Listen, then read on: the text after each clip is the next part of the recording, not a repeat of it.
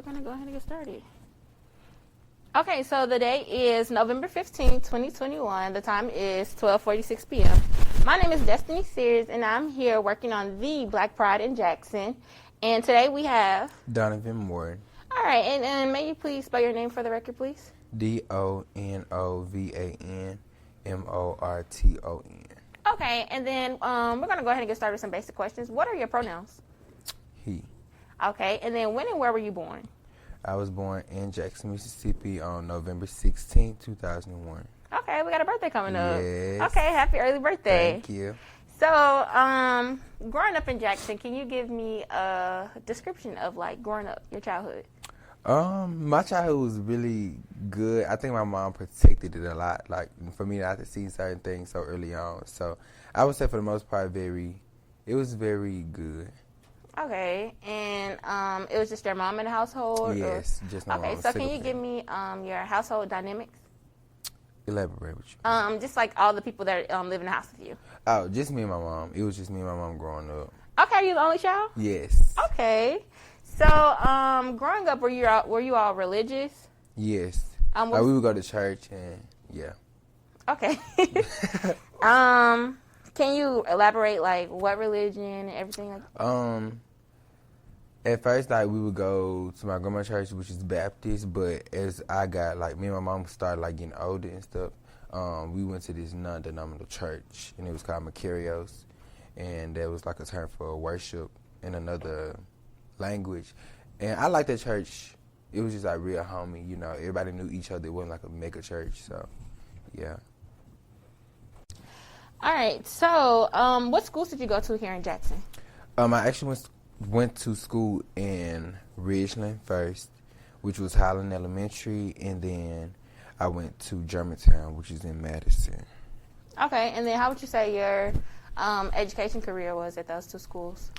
Honestly and truly, before I went to Highland, I went to a school in Jackson. It was a black school, and I was like principal list, like RAs and stuff and all that. And then elementary, it was the same thing, but like switching from a black school to a predominantly white school, my grades weren't as like all A's, and I don't know if it was culture shock or what. And then as I got older, like going to Germantown and stuff, it was just like, it wasn't bad, but it was like not the grades I wanted. Like I started getting C's then, but it was no lower than C's. But I was like, yeah, it was a completely different. So there was like a culture shock. So can you tell me, like, the difference between the predominantly black school that you went to and the predominantly diverse school that you went to?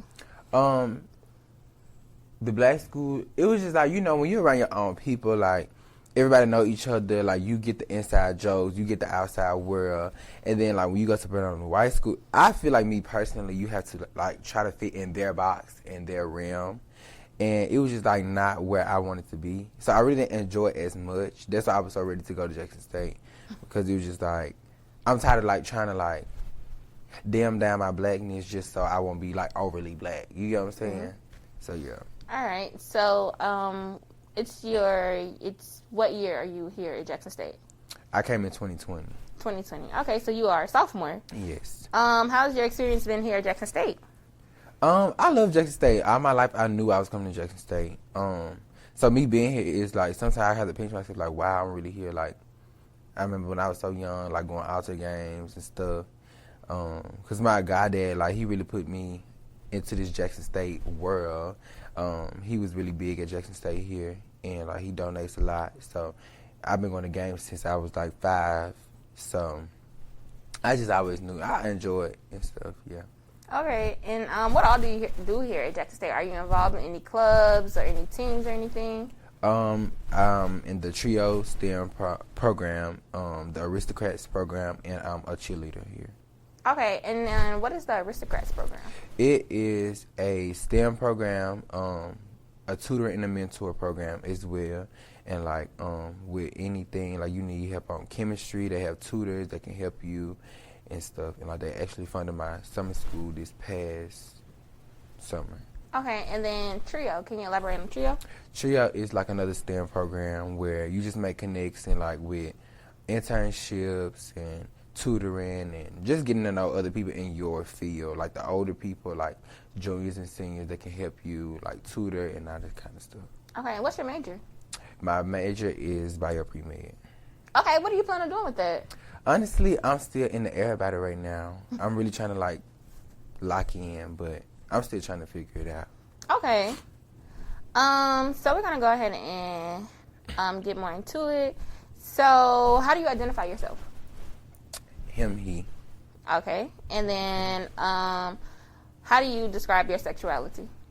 I'm gay, and like I'm really firm on it. Like I stand on it, and like I'm not influenced by anything else. Like if you get what I'm saying, like I know me, you know. Okay. And then, when did you first acknowledge your sexuality?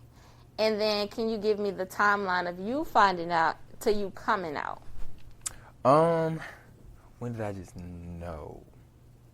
Honestly, as a child, like I had already knew. I want to say it really started in like elementary when I went to Highland. Like I knew I didn't want to play football with the boys. Like I wanted to be with the girls and like cheer and like cheer them on, make posters and you know stuff like that. That's not just kind of new. And when I was younger, like I used to be so like trying to look for stuff, not even look, but like so I don't know, so curious. So like I would put markers and stuff on my face, like it was makeup and stuff. So I just knew then, like you know, and like just my timeline. Elaborate on it. Like so you said you knew since you were younger. So when did you actually like start coming out and telling people? And this is the thing. You might think it's weird, but me personally, I feel like even though I have and I did come out, like I just feel like I don't owe that to anybody.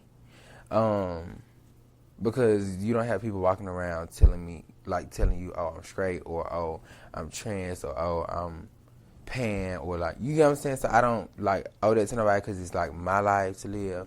But even with my mom, like we had the biggest struggle with that as well. Like I just feel like I owed that to nobody. So she was just like, you can tell me I'm your mom, like if anybody don't understand. But it was just like still like, you don't tell me your business, why should I tell you my business? You know what I'm saying? So yeah. So did you feel like you were secretive with that, or do you just think I don't. You just didn't feel like you owe anybody an explanation? Like people knew, like I was not hiding it, but like that's not your business. Like I'm not gonna tell you. Like if you see me, you would know that I'm gay. But it's not like I'm finna come to you and be like, hey, I'm Donovan, I'm gay. You know what I'm saying? Mm-hmm. It was not hidden at all, and that was my mom's biggest problem with me as well. It was like it's not hidden, so why can't you tell me like out of your mouth like I'm gay? You get what I'm saying? But it was just like, why do I owe you that? You get what I'm saying? Okay, and did that cause strife in between you and your mom's relationship? It did. It did a lot. It was a lot of fighting, a lot of arguing. I honestly feel like it was just like I don't know. Honestly, just trying to see from her point of view. Like growing up, we always stayed into it because she would feel a way that other people would know and not her.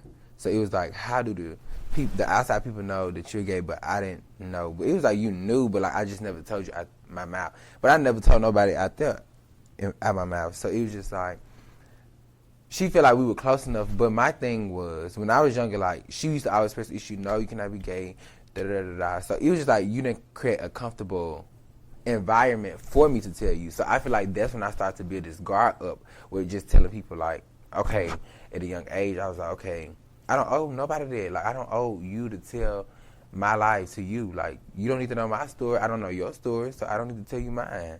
So it was just like, at a young age, I just built up a lot of confidence, a lot of courage, just a lot of just standing my ground at a young age because it was like, if it starts at home, if it's hard here at home, I know it's hard out there. So why not prepare myself here right now with you? It starts with you, and it's going to trickle down with everybody else. I demand respect in your house because I'm your son at the end of the day.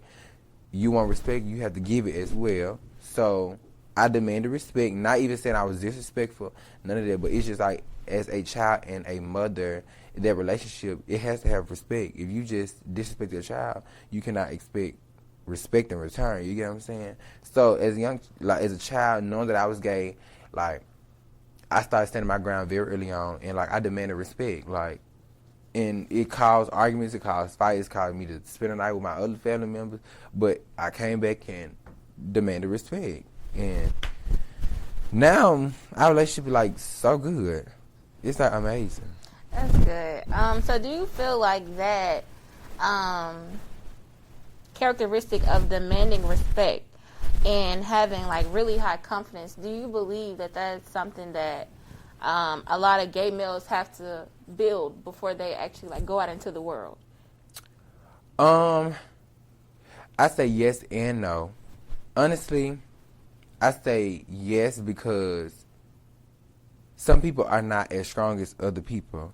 And if you don't have that confidence, any little thing that somebody can say about you being gay, it will hurt your feelings. Like, at a young age, my family would tell their kids all the time, don't act like him. And my feelings used to be hurt. But, like, me as a young child, I'm like, damn, like, what did I do bad? Like, you know, like, what's wrong with me? Like, I'm just chilling, like, for real. But, it's because they didn't want their kids to be gay. But, like, growing up now, it's like, now your kid's gay. And it's like, it's not my fault that they gay. You get what I'm saying? Like, you didn't want them hanging around me, so we didn't hang out. You get what I'm saying? So it's like, it's funny how God works because, like, just my family in general, I went through a lot of hell with just being gay. But it's crazy how God works because the main one you throw a side on is the main one that blow up in your face. You get what I'm saying?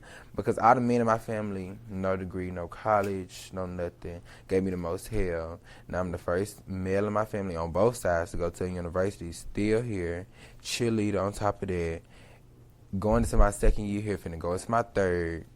So it's just like, I know I'm breaking boundaries and like kicking over barriers. So I, like, me to myself, my bigger self now, I would tell my younger self, like, you did exactly what you needed to do. Like, out of arguing and out of back and forth with people that you did, look where you are and look where they still at. You get what I'm saying?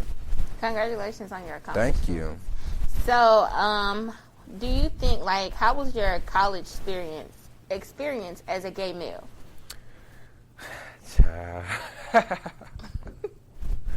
Lord have mercy. My freshman year here, Jesus, it was. Okay, leaving high school, I was like, I'm not falling in love. I'm just going to focus on me because I know how this get. Like, when you get to college, people want one thing, and they want to waste your time. They want to play with you and stuff. So I was just like, Like, and that's one thing about me. I'm so headstrong. So, like, you cannot influence me in any way. Like, if I don't want to do it, I'm not going to do it. So I was just like, I'm not going to do it. And so I got here first week, I was like, good. I was cool. I was, like, having so much fun. And, like, this person I met doing these groups, you know how you had a group chats when you finna come to college and stuff. It wasn't even like we was flirting or texting all the time, but like we was talking and stuff. One thing led to another. We was in a relationship for like from September to November. And this is your freshman year, right? Freshman year. Okay. And it was just like a lot of new emotions I never felt, a lot of things that I never done. And it was just really new. And just fast forward, like, eventually I got disappointed, like, finding out that he was talking to, like, so many other people, two of them being, like, the closest friends that I had. And, like, I was just like, dang, like, I did so much for this person, like, you don't understand half, like, I don't know. But I'm still trying to heal from that because it's still, like, I still have to see this person every day. Not even every day, but, like, we live in the same dormitories, live on the same hall. Game day, I gotta see you. We ride the same bus to the stadiums. Like, it is kind of hard to hear from that, like just seeing the face every day. But I honestly didn't even react when I found out, and that's the crazy part. Like, I was just like, you know what? I'm trying to grow into the person I am. I just feel like this is a learning lesson for me. So it's no need for me to fight you, argue with you. You don't get a conversation out of me. Honestly, you're not gonna get a conversation out of me. I don't want to hear your side. You did what you did, and we're just gonna move on. And when I did that, it was a big, like, it played on me so hard, like, because I'm like, one thing about me, everybody know I'm very vocal on how I feel. You hurt my feelings, I'm gonna let you know. Like, but this time I was just like, I don't owe you that. And I started praying really heavy. Like, I always pray. But, like, that time I was just, like, praying really heavy. I felt so defeated and, like, I was so sad and stuff. But it was just like, I just kept hearing like, don't respond, I got it, don't respond, I got it. And like when you do that and you just give it to God, and like the whole summer, like I was so sad about it, trying to get my mind off of it. But when I came back to school, it was like I would hear stuff about this person, or I would see stuff about this person that I had no strings attached to no more. Like, oh, he did that bad, or he did this bad. And it was just like, I see God working because you still not winning. All that stuff you did, you not winning. But look at me, I'm still winning because I did nothing to you. You get what I'm saying? But be there for you. So, looking for love in college, 0 out of 10. And I'm okay with that, honestly. I am. Like, I'm accepting that. Like, if it's not my time, it's just not my time. And I'm not going to rush it, or I'm not going to look for it. When you look for it, it's looking for disappointment, honestly. So, yeah. All right. Would you say that's your first heartbreak? Yes. I would say that's my first heartbreak. I don't like to call it heartbreak. I just call it disappointment because I don't want to give nobody that power of saying, oh, you broke my heart. Okay. And what else happened in college? Like, what's your experience outside of the heartbreak? What else did you do? I met like some friends, and like I'm still friends with them to this day. I met them in the group chat, and we like friends to this day. But you have a few falling out with people, and some people want to try you. You come from different areas, and that's the thing that I always forgot about. Like, we all come from different states, cities, and stuff. Like me thinking, like I'm in Jackson, everybody not from Jackson, so you might handle this situation differently than how she would handle it. And, like, that's what made me used to clash with a lot of people.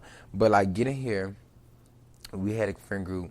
It was, like, 15 of us. Now it's, like, 6 of us. And I don't know how we thought we was going to make that work, but it was not going to work, and it did not work. It was a lot of times, a lot of chaos.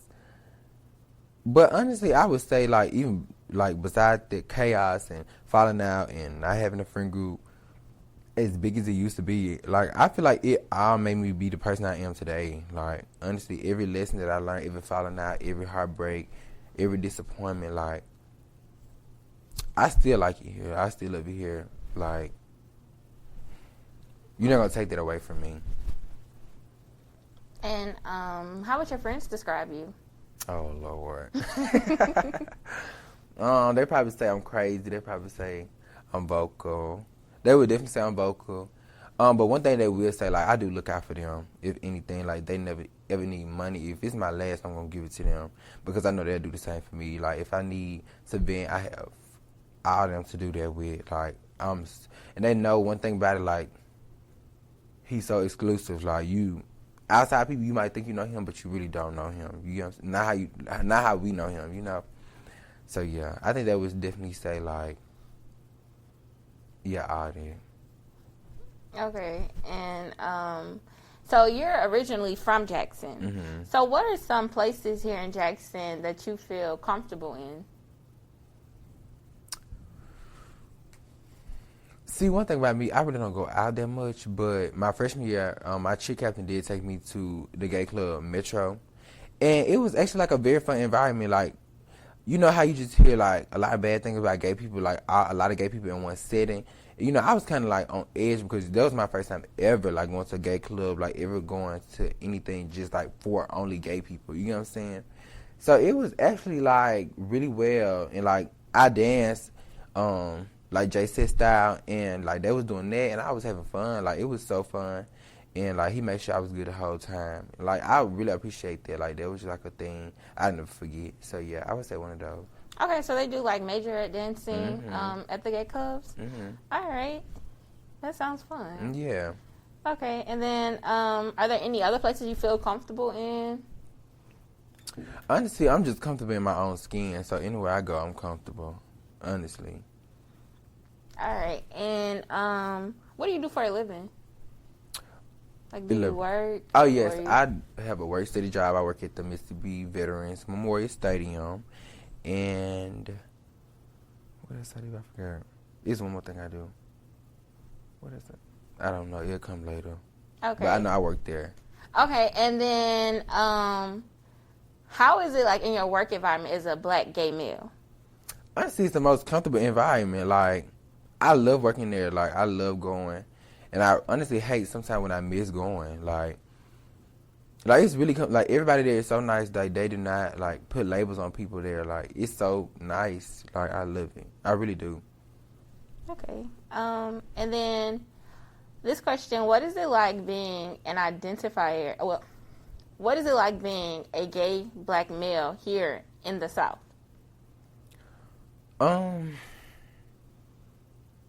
You know, a lot of people, you know, the South, you know how they say they still back in, like, they still back in the thousand days, 1,000 years old. They haven't progressed, you know. Everybody not ready for change. Everybody not ready for, you get what I'm saying? But you know what? I had to learn that's not a problem that I need to have. That's a problem that they have. And you can say what you want to say, but as long as we don't get physical, that's my only thing. But I had to learn that's not my problem to take on. Like, you do you, they do them. And if they have a problem with it, then what? You don't have a problem with it. So that's your problem that you got to sleep with. I'm okay. I don't have a problem with you because I really don't care what you got going on, honestly.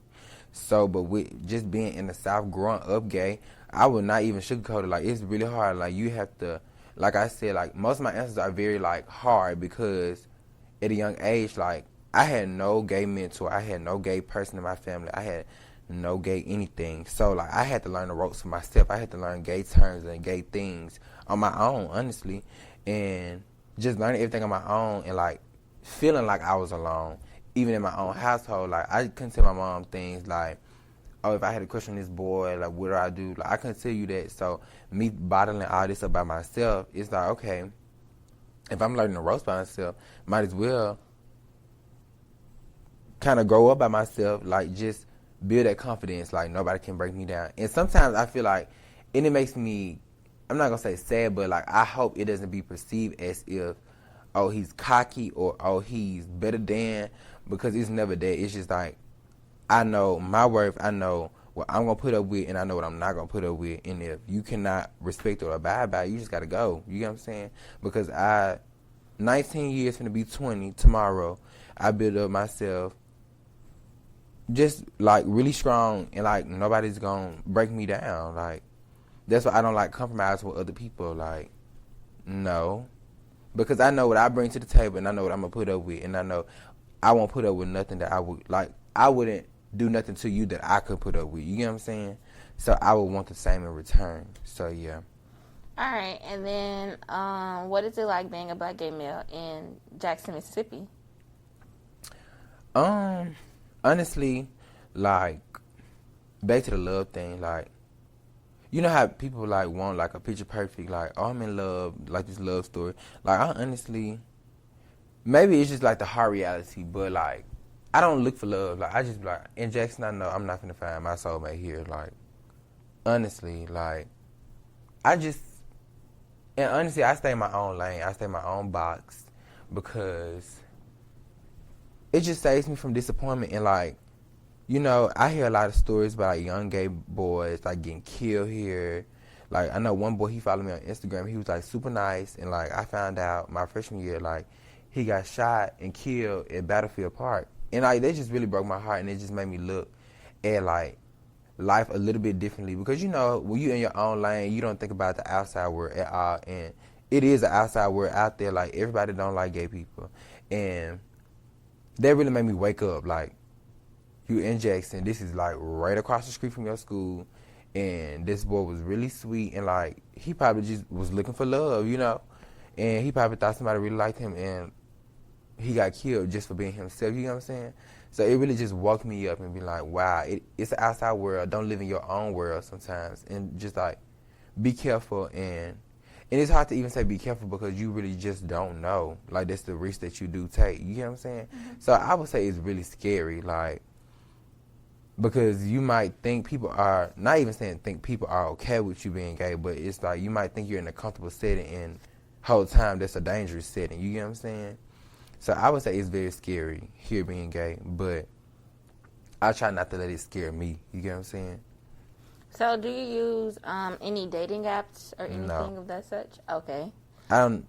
No. I'm just scared too, honestly. I don't know why, I just am. Like, it is not even to say I care about what people say, but it's a lot of people at this school know me. It's a lot of people in Jackson know me. So I just think about, like, if my profile was to come up, like, what would people say? Like, oh my God, I can't believe he on there. You know what I'm saying? Like I said, how my friends describe me like exclusive. Like, you barely see me. Like, if you see me, you see me. If you don't, like, not time I'm saying you probably won't, but like you probably just gonna get like 5%. Like, you know me because of Donovan and Don from Instagram, Twitter, Snapchat, all that. But it's like you really don't know Donovan. Like, you know Don, you don't know Donovan. You know what I'm saying? So, and I actually like to keep it like that, like really exclusive. Like, if you like me, like, you gonna have to show me like that you like me. I'm not coming to you. You gonna have to come to me. You get what I'm saying? Mm-hmm. Right. So. All right, and then you said, going back to another question, you said that you had to learn like gay lingo and all of that on your own. Do you mind explaining or giving examples of gay lingo? Like shade. Just like if somebody's being like, I'm not even gonna say messy. Like, if somebody's just trying to like talk about you, but like trying to cover it up in a jokingly way, that's shade. I'm just trying to think, like, as a young boy, like, what did I learn on my own? It's a lot that I learned on my own. And it was honestly coming from, like, reality TV, like, Love and Hip Hop. That's my mama did not want me to watch it, but I used to always sneak and watch it. And, like, one show I remember watching all the time was, like, I don't know if you know Fuse, the TV. I don't think they have a channel no more, or maybe they do. But Big Freddie used to have a show, and I used to love watching that show. And I used to love Bad Girls Clubs. I used to learn a lot of stuff from TV, honestly. Okay, and you said Bad Girls Club. So did they use any of the LGBTQ lingo on that show? I feel like they have, but it's been so long ago. But I feel like it's so hard not to use gay lingo, like, even with just, like, being a straight woman or a straight male. Like, it's just so, it's so catchy, like, you get what I'm saying? So when the whole world's saying it, like, 9 times out of 10, they probably said it, like, you know. So how do you feel about outsiders of the community using that lingo? How do I feel? I feel like it's just lingo, but when it comes to other things, I don't like it, because if gay people cannot do your stuff without it being a problem, you shouldn't do their stuff without it being, like, you should be sacred to their stuff just like they're sacred to your stuff.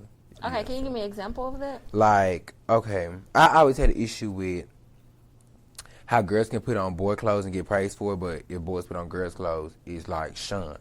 Like, you get what I'm saying? And like, that has always, like, the double standard, that makes me so mad.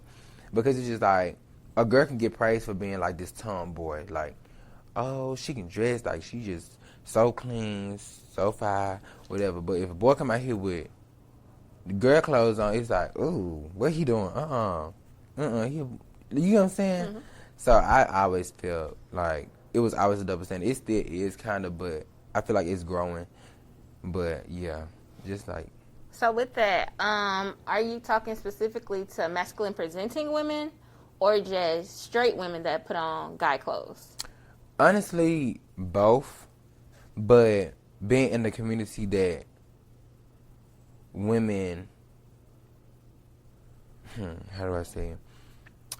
Honestly, it irks me more with straight women more than it does with women in the community, only because I feel like straight women do bite off the community a lot as well, because, like, with the lingo, how we just said, like, they use gay lingo. And, like, sometimes straight women, I don't know if they understand they do it, but, like, when gay people come around, it's like, you have to turn into this, like, gay supporter, like, 100%. Use all the lingo, use all the terms, use, like, you know what I'm saying? And it's like, sometimes it's kind of annoying, because it's like, we know that's not you for real. So, yeah, that's how I feel. Okay. And do you feel that your experience would be different if you were of a different race? That's a good question. I don't even know, honestly. I really, honestly, and truly, I feel like it would, honestly, because white privilege is real. I'm sorry to say that, but it is. And I feel like, I'm not going to say it's accepted more, because I'm pretty sure white gays go through the same thing that black gays go through, but I don't think it's to the same extent. You get what I'm saying? So, yes, I feel like my experience would be totally different. Okay, and then have you experienced homophobia? Yes. And then how did it make you feel? Honestly, I experienced homophobia in my early life. Not so, it's crazy because not so much like now. Like, you would think it's opposite.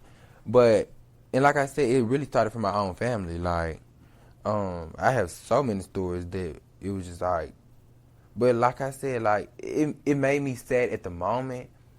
But one thing about it, like, even if my mama didn't agree with me at a young age being gay, one thing about it, she was always there to, like, that's my child. Who you talking to? Who you not talking to him? You get what I'm saying? And, like, honestly, you know how they say, stay in the child's place? One thing about me, like I said, I'm vocal. So if I feel like you was coming for me anyway, I don't care how old you is. If I was 11, you was 33. Like, I'm going to let you know, like, I'm not the one you need to be playing with. Like, I'm a child, but if you want to go tit for tat, we can. Like, going back and forth with derogatory language, we can do that. But it made me sad at the time, but like I said, me learning everything on my own, just building that company, I needed that for today. And like I said, look where I am now, look where their kids are now, and look where they are now. So that's my motivation. Like, look at them now, look at where you are now. Okay, and have at any point have you felt repressed? Elaborate. Like you couldn't fully express yourself? No. I always make my business too. Okay, and how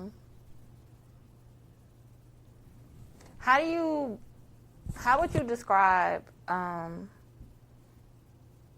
would you rate Jackson State's campus as being a safe place for the LGBTQ community? Honestly, like with me personally, I actually, before I got here, I actually thought that it was gonna be like so bad, like with gay people and like straight people being like, you know, in one place, one setting. And I was like, ooh, I bet it's gonna be bad, but like, let me just prepare for the worst. But honestly, I have not had a lot of bad experiences here. Like that one disappointment, that's the only thing I had like even close to.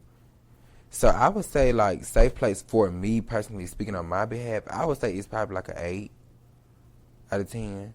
Like, I'm comfortable because, like I said, I really stay with my friends, and he real exclusive. I'm real ducked off until, like, I want to have fun and stuff.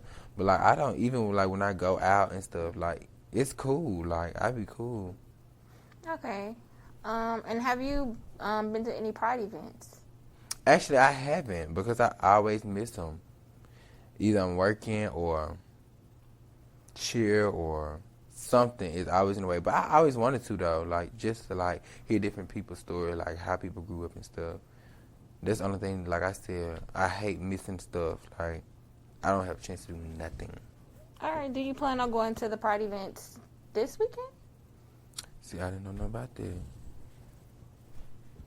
Okay. Well, I think that's pretty much it. We're going to go ahead and wrap up. Is there anything you would say to the younger you? Oh, you did it. And don't regret it. Like, I lived in, I don't know, like, I was always scared. Like, not even scared of being gay, just, like, scared of, am I going to make it? Like, being gay, am I going to, and not to even sound hard, but like, am I going to die early? Or is somebody going to kill me just because of who I am? But, like, I would tell myself 3 words, you did it. Like, and you're doing it. And that's what I would say. You did it. And everything that you went through, everything that you're going through, everything that this person said about you, it's all building you up just to be your person right here, sitting at this desk at Jackson State, your 2nd year, cheerleader, breaking barriers, the first male in your family on dad's side and mom's side to even go to a university. You did it, and you're doing it, and you're going to do it. So that's what I would say to my younger self. All right. Well, I just want to thank you for coming out today, and I will make sure to send you a copy. Thank you. All right.